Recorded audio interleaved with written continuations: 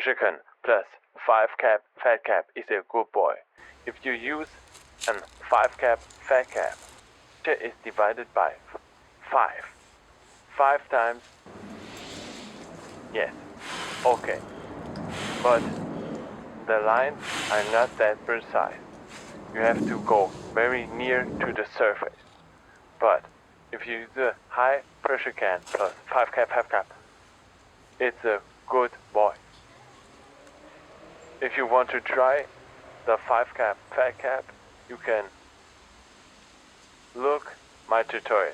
It's up right here in the right corner. Have fun. 5 cap half cap.